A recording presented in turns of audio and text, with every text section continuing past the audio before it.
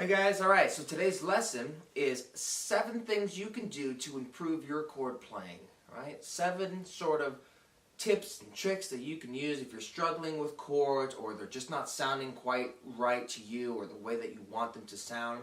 It essentially falls into one of 2 categories of issues, okay? So,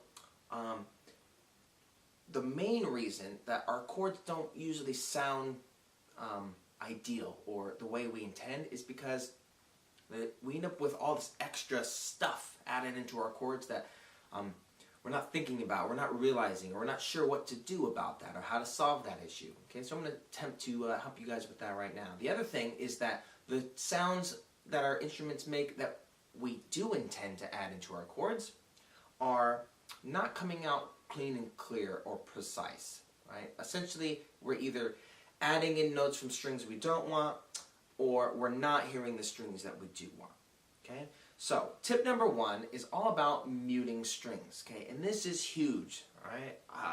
Pretty much every beginner I've ever seen has some sort of issue with muting strings, because it's tricky, okay? We spend so much time focusing on getting our fingers in the right place for the strings that we're trying to play that we forget about the strings that are not part of our chord.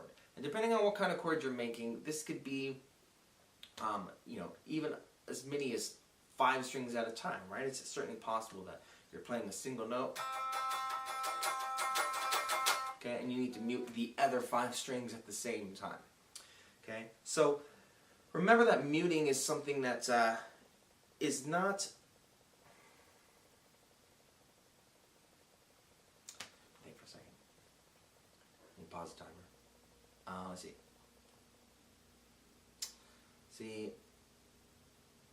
Do I talk about muting in general? I guess I should talk about muting in terms of how to like mute open better. chords. Like how to mute better, you gotta do it is the problem, right? That they're not doing it at all. Can we lead into this? They're not using the correct part of their finger to mute.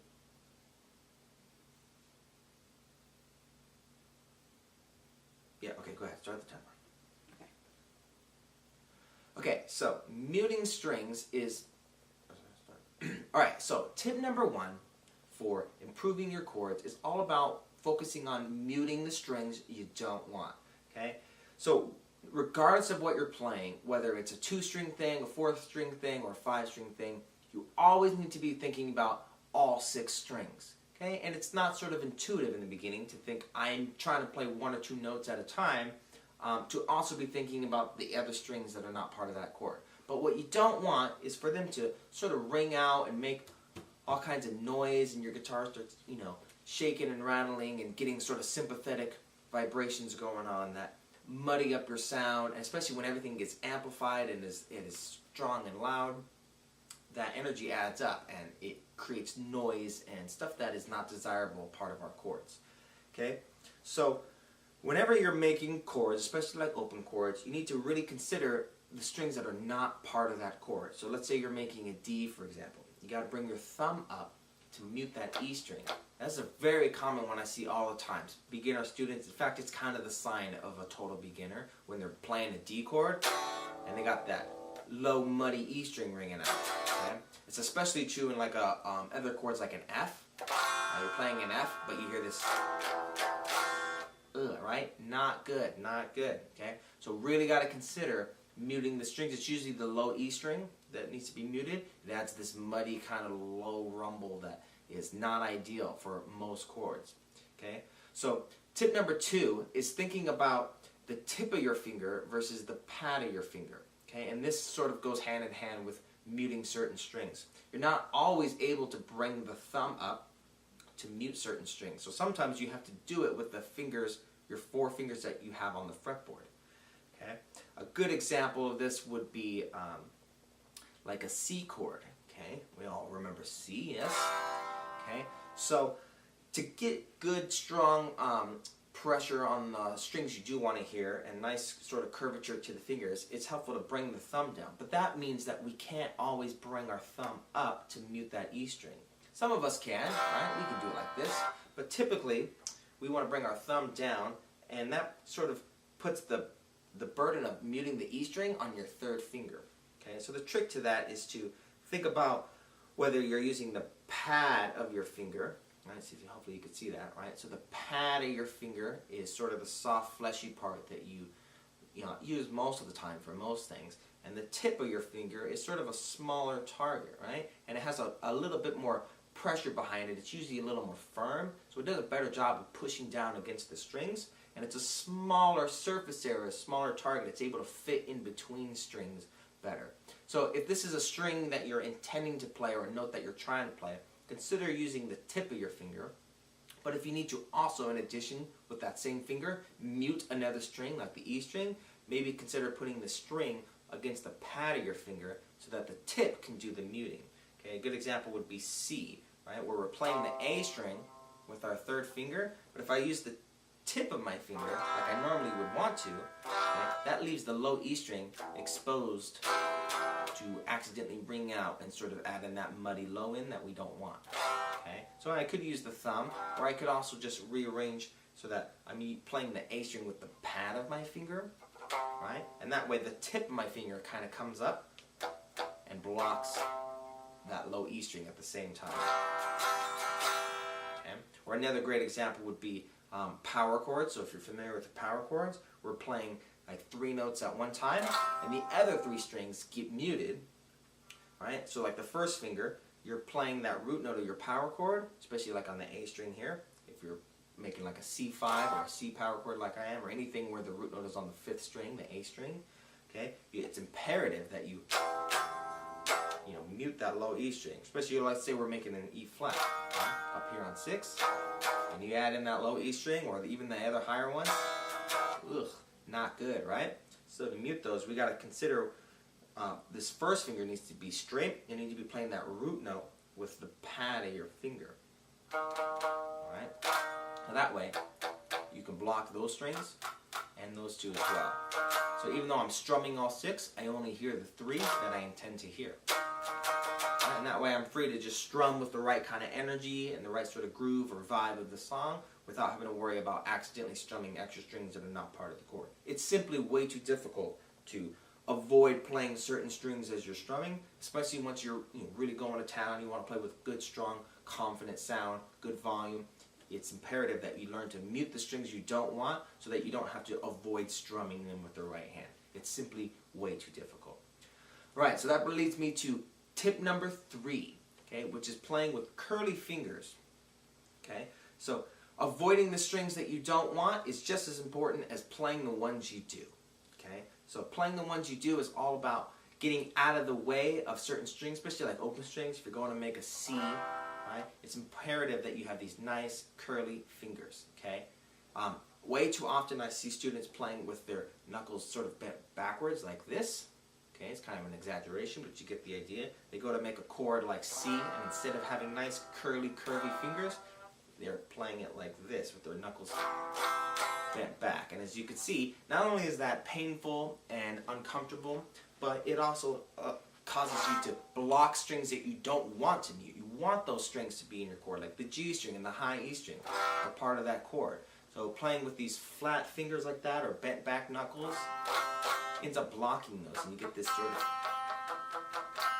right? Or I see that with G a lot, right? We struggle because our pinky and our ring finger are not as strong at first, so we tend to push back on our knuckles right there, right? And they start bending backwards like this rather than curly, right? And that causes pain and fatigue in your fingers. It's not ideal, and oftentimes it will lead to unnecessarily blocking strings or muting strings that are supposed to be part of your chord.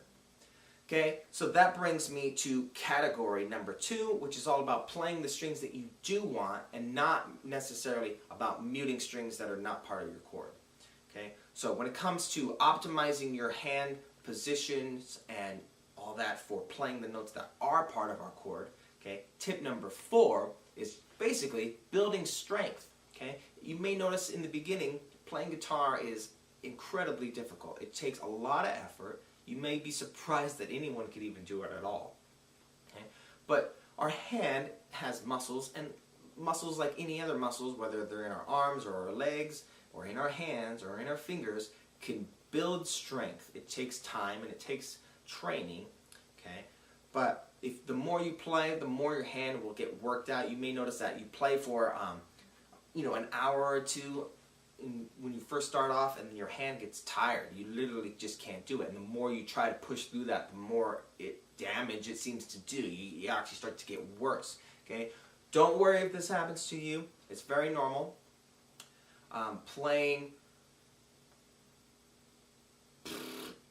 So don't worry if this happens to you. It's very normal. The important thing to remember is to just keep playing and pushing through it and practice as much as you can. And if you start to get to the point where you're fatigued and your hand is too tired to continue, that's actually a good thing. Go ahead and take a break. You finished for the day. Come back the next day when you're well rested, and you may notice that your hand has actually gotten a lot stronger. And as it builds strength, pressing down with the right kind of pressure and that firmness won't seem like it's so difficult. But in the beginning, until you build that strength, you really need to remember to press extra hard, okay? And sometimes it seems a bit too much or impossible to do, but I promise you it will get easier with practice. Just remember in the beginning that to hear the notes that you intend to hear, you really got to press hard sometimes, okay? And you want to get up nice and close to the frets as well, right? If you're too far back on the fret, that just means you have to press even harder. Okay, so get up nice and close to the fret without being right on it, and press with good firm pressure. Alright, tip number 5 is about your thumb placement, and this is a quick one. It really kind of depends on who you are and what you're trying to play. Everyone's hands are a little different, but don't neglect the thumb, okay, is the point I'm trying to make. Sometimes it needs to be up high on the neck or even up over the neck to mute certain strings, and sometimes it needs to be back behind the neck. See if I can show you, right? Sometimes you want to be down low, okay? And sometimes you're up high. It really kind of just depends on the chord you're playing. Sometimes you're doing sort of a kink motion with the wrist, right? Bending the guitar neck like this with the wrist, and you need that thumb up high. And sometimes you're using the thumb to apply pressure this way, as your fingers apply pressure this way, so that it's more of a pinch or a press, okay? So tip number 6 is about your palm placement, and this sort of goes hand in hand with the thumb placement as well. Okay, so you may notice that when you bring your thumb down, it forces your palm to come down. Okay, and depending on what you're playing, this is usually a good thing. Okay, you almost always want to make sure that there's some space between the bottom of the neck and the palm of your hand. If you're cramping up on the neck too much with your palm, you'll notice that it undoes all of our hard work with the curly fingers, right? And you start getting those bent back knuckles again, right? Because your palm is too close and you just don't have the space. Your fingers are too long and you have to start bending them in and backwards in order to reach the strings and the frets you're trying to make. What else we got? Is that it? Oh, okay, so tip number 7, okay, is all about the wrist, okay, and stretching. So you may notice certain chords require a lot of stretching. Alright, so by default, sort of without thinking about it, our wrists want to sort of point inwards towards our body, okay? And that's pretty normal, but think about the way you stretch your fingers, right? If your wrist is facing in a horizontal orientation, then your fingers are pointing in a vertical orientation. So if you're trying to stretch horizontally across the neck of the guitar, we need to twist our wrist so that our fingers can stretch horizontally as well. Okay? So a good trick is to just think of the bottom of your wrist here as pointing up towards the sky, right? So in a vertical orientation with the wrist so that your fingers can stretch out horizontally. Because if your wrist is vertical and you're trying to stretch horizontally on the guitar, you could see that your reach is going to be limited. Okay? So turn the wrist, okay, and then you can bend up a little bit to reach the neck of the guitar. And now look at how much more stretching power you have. Okay, it's not always the most comfortable position, so remember that you can change the orientation of your guitar a little bit so it matches the hand. Okay, bring it up, and you can even add an angle to the right side of your body. That will help so that it doesn't feel quite as uncomfortable. But essentially, that's the trick to getting the stretch, right? You can't stretch this way as much as you can stretch this way. It's just human anatomy. Okay, so use it to your advantage rather than having to fight against it. Okay? And that's tip number 7. It works great for chords like C or anything where you're doing these big wild stretches or even scales and stuff sometimes. Okay? Alright, so hopefully that was helpful. Alright, so hopefully that was helpful. If you guys are still struggling with chords, feel free to reach out to me, shoot me a message. I'm always here to help. And reference this video a lot. Go slow, build that strength, just have fun with it, take your time. And alright, I'll see you in the next video.